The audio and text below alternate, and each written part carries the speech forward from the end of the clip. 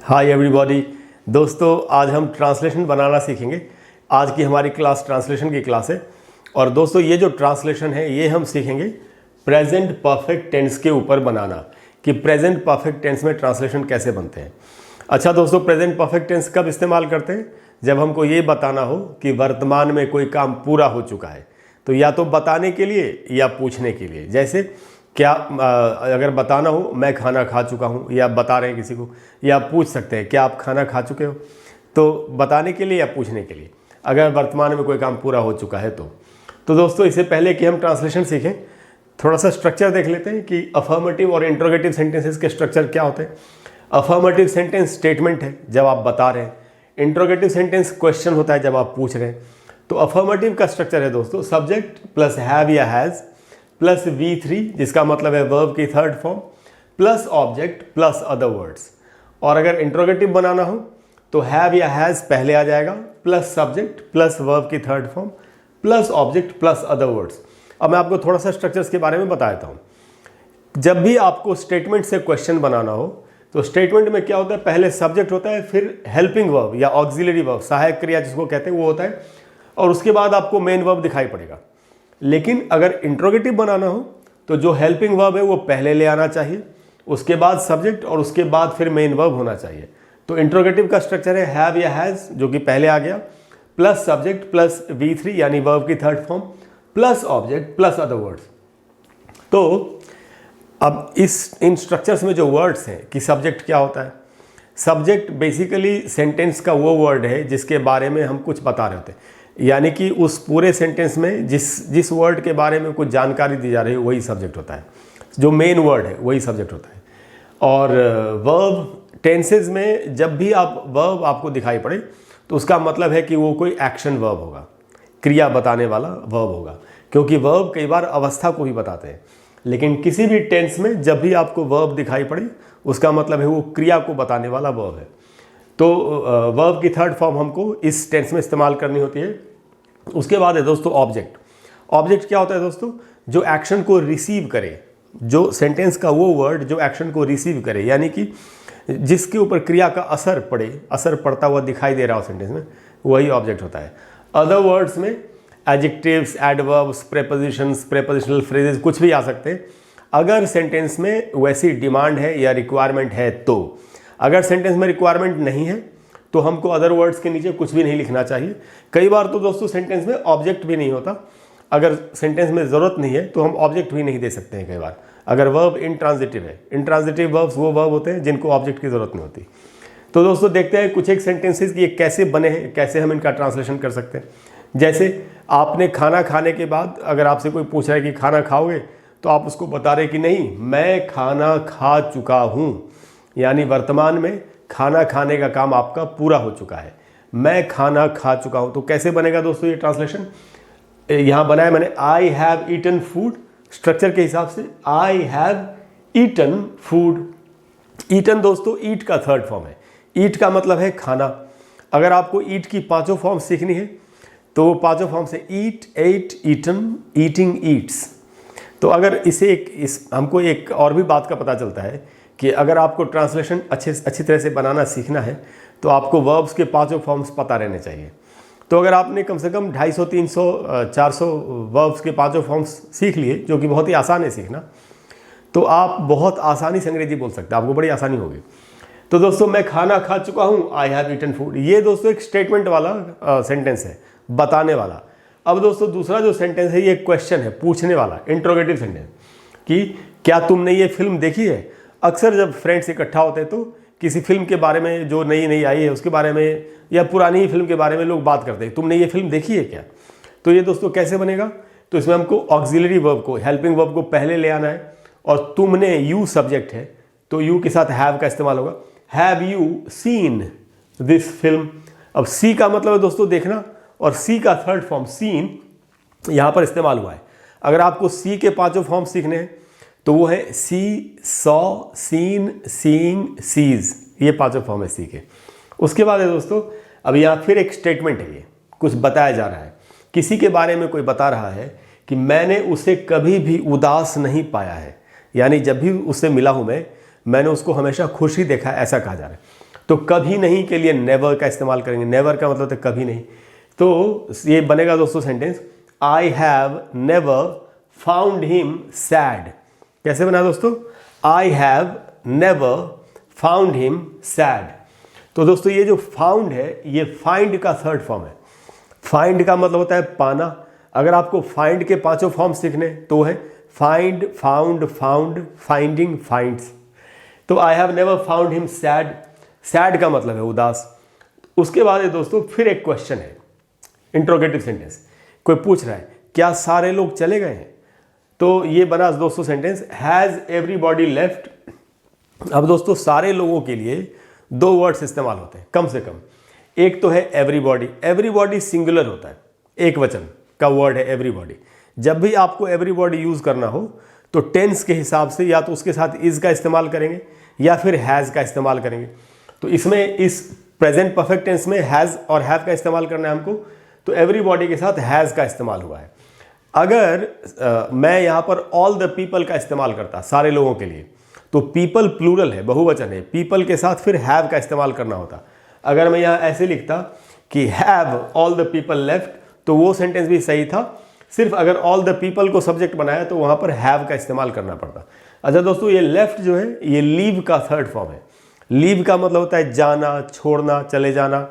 तो लीव की third form है लेफ्ट। अगर आपको लीव के पांचों फॉर्म सीखने हैं तो है leave, left, left, leaving, leaves.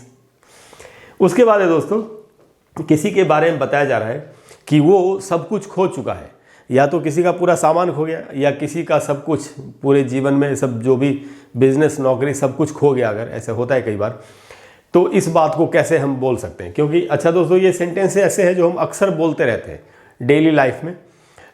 ये ट्रांसलेशन की क्लास का मकसद ही यही है कि आपको डेली लाइफ वाले सेंटेंसेस बोलना आ जाए। तो वो सब कुछ खो चुका है का दोस्तों ट्रांसलेशन बनेगा ही हैज़ लॉस्ट एवरीथिंग। अब दोस्तों ये है ही हैज़ लॉस्ट एवरीथिंग। ये लॉस्ट कहाँ से आया? लॉस्ट दोस्तों लूज से आया है, LOSE, लूज का मतलब होता है खोना, खो देना। और लूज की थर्ड फॉर्म है लॉस्ट। तो लूज की पांचों फॉर्म क्या होगी दोस्तों? Lose, LOSE, lose, lost, lost, losing, loses. Losing में क्या होगा दोस्तों? फोर्थ फॉर्म में उसमें ई हटा के तब ING लगाएंगे, LOSING, लूजिंग, और पढ़ेंगे losing. So lose, lost, lost, losing, loses, ये लूज के पांचों फॉर्म है। मैंने यहाँ पर थर्ड फॉर्म का इस्तेमाल किया है। उसके बाद है दोस्तों कोई अपनी ज़िंदगी के बारे में बता रहा है कि ज़िंदगी मेरे लिए आसान नहीं रही है। ज़िंदगी, ज़्यादातर लोगों के लिए ज़िंदगी आसान नहीं रही होती, बहुत कम ही लोग हैं दुनिया में जिनके लिए ज़िंदगी आसान रही होती है। तो ऐसे ही कोई बता रहा है कि ज़िंदगी मेरे लिए आसान नहीं रही है, तो ये दोस्तों कैसे बनेगा sentence? Life has not been easy for me. ये बताया गया, यहाँ है दोस्तों sentence, life has not been easy for me. दोस्तों इसमें थर्ड फॉर्म कौन से वर्ब का लगाए? बी का लगाया। बी का थर्ड फॉर्म होता है बीन, और बी का मतलब होता है होना। यानी यहाँ कहा जा रहा है आसान नहीं रही है, यानी आसान नहीं हुई है, नहीं रही है। तो बी का थर्ड फॉर्म है बीन। अगर आपको बी के पांचों फॉर्म सीखने हो तो वो पांचों फॉर्म है be, was, been, being, is. ये बी के पांचों फॉर्म्स हैं। दोबारा से बताता हूँ आपको, be, was, been, being, is, ये बी के पांचों फॉर्म है। तो थर्ड फॉर्म का इस्तेमाल हुआ। उसके बाद दोस्तों कोई किसी को बता रहा है मैंने उसे गलत साबित कर दिया है, मैंने उसे गलत साबित कर दिया है। तो साबित करने को दोस्तों बोलते हैं प्रूव। तो ये बनेगा sentence, I have proved him wrong. Prove someone wrong एक फ्रेज की तरह भी इस्तेमाल हो सकता है, किसी को गलत साबित करना। जैसे आप किसी को बोल सकते हैं don't try to prove me wrong, मुझे गलत साबित करने की कोशिश मत करो। Don't try to prove me wrong, तो वही prove someone wrong. I have proved him wrong, तो प्रूव का मतलब है साबित करना, और इसकी थर्ड फॉर्म है प्रूव्ड। अगर आपको प्रूव के पांचों फॉर्म सीखने हैं तो वो है prove, proved, proved, proving, proves. तो I have proved him wrong, मैंने उसे गलत साबित कर दिया। उसके बाद दोस्तों हमारा सेंटेंस, अब यहाँ पूछा जा रहा है किसी से कुछ कि क्या उसने तुमसे कुछ कहा है। अभी अक्सर हम पूछते हैं लोगों से कि क्या उसने तुमसे कुछ कहा है, क्या कोई बात हुई है तुम्हारी, क्या उसने तुमसे कुछ कहा है। इंट्रोगेटिव सेंटेंस, हैज़ ही, अगर वो लड़का है तो ही, लड़की होती तो she. So has he told you anything. अब दोस्तों ये has he told you anything, tell का मतलब है कहना, और टेल का थर्ड फॉर्म है टोल्ड।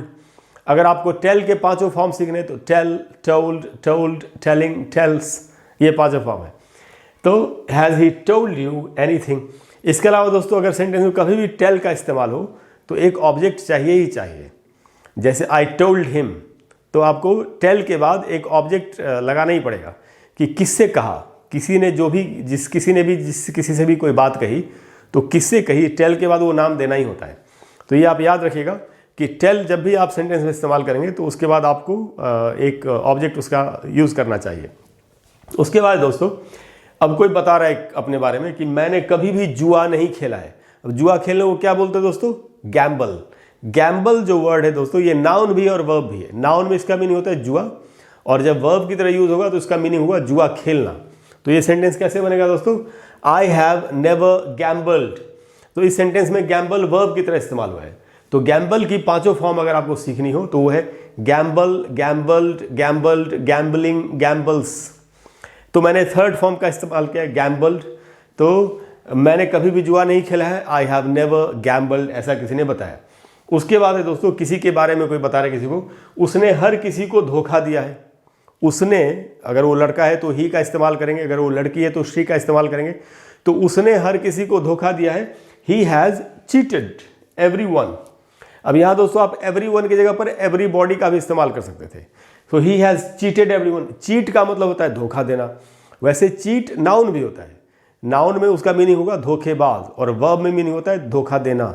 तो यहाँ तो हम वर्ब की तरह यूज़ करना है। और अगर आपको चीट की पांचों फॉर्म सीखनी है तो वो है cheat, cheated, cheated, cheating, cheats. तो ही हैज़ चीटेड एवरीवन, उसने हर किसी को धोखा दिया है। उसके बाद है दोस्तों एक, अब यहाँ फिर क्वेश्चन है, इंट्रोगेटिव सेंटेंस। क्या उसने आत्महत्या कर ली है, किसी के लिए पूछा जा रहा है। आत्महत्या करने को क्या बोलते हैं दोस्तों? आत्महत्या को तो बोलते हैं सुइसाइड, और आत्महत्या करने को क्या बोलते हैं? तो करने के लिए दोस्तों यहाँ डू का इस्तेमाल कभी नहीं होगा। डू सुसाइड ये एकदम गलत है। कमिट सुसाइड बोलना चाहिए। कमिट सुसाइड का मतलब होता है आत्महत्या करना। तो कमिट एक वर्ब है और उसका मीनिंग यहाँ पर है करना, और उसकी थर्ड फॉर्म है कमिटेड। अगर आपको कमिट की पांचों फॉर्म सीखनी है तो वो है commit, committed, committed, committing, commits. तो सवाल पूछा जा रहा है क्या उसने आत्महत्या कर ली है, हैज़ ही कमिटेड सुसाइड। अच्छा दोस्तों ये जो वर्ड है सुसाइड, इसको सुसाइड नहीं पढ़ना चाहिए। इसका मैं आपको करेक्ट प्रोनाउंसिएशन बताता हूँ, वो है ये है सुसाइड, सुसाइड, सुसाइड, एक साथ इकट्ठा करके बोलेंगे सुसाइड। तो इसको पढ़ा जाएगा हैज़ ही कमिटेड सुसाइड, क्या उसने आत्महत्या कर ली है। तो दोस्तों ये सेंटेंसेस आपने देखा कि हमने कैसे बनाए, और मैंने हर सेंटेंस में एक नया वर्ब यूज़ किया है। मैंने किसी वर्ब को रिपीट नहीं किया सेंटेंस में, जिससे कि आपको नए नए वर्ब्स या वर्ड्स सीखने को मिल सके। और मुझे उम्मीद है कि इन सेंटेंसेस को सीखने के बाद आपके लिए इंग्लिश बोलने में और भी थोड़ी सी आसानी होगी। अगर आपको इन सेंटेंसेस में कोई क्वेश्चन है, आपका कुछ पूछना चाहते हैं आप, या आप चाहते हैं कि मैं किसी दूसरे टेंस के ऊपर भी आपको ट्रांसलेशन की क्लास दे दूं, तो नीचे कमेंट बॉक्स में लिख देंगे, तो मैं एक वीडियो उस पर भी बना करके आपको दे दूंगा। और अगर आपको आज की क्लास अच्छी लगी हो तो प्लीज़ वीडियो को लाइक और शेयर करें और चैनल को सब्सक्राइब करें। और अगली बार जब हम मिलेंगे तो फिर कुछ नया सीखेंगे। Thank you very much, bye bye.